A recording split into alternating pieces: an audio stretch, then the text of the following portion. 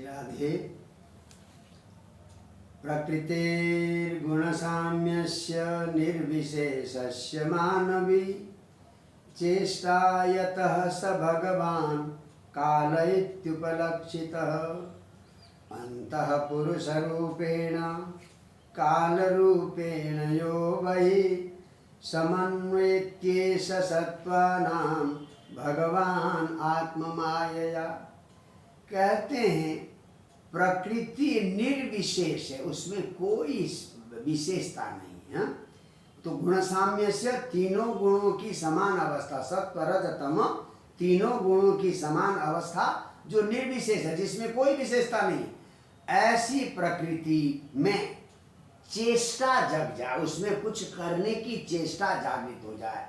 चेष्टा यत, जिसके कारण उस निर्जीव प्रकृति में चेष्टा जागृत हो जाए, उसी को भगवान कहते हैं। यानी प्रकृति में कुछ करने की चेष्टा जागृत हो जाना, जो जिसके माध्यम से चेष्टा जागृत होती है, वो स भगवान। और उसी भगवान को कहते हैं काल इति उपलक्षित।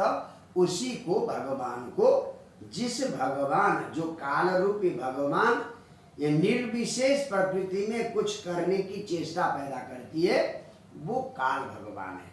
और ये भगवान दो प्रकार से संसार में रहते हैं। किस रूप में?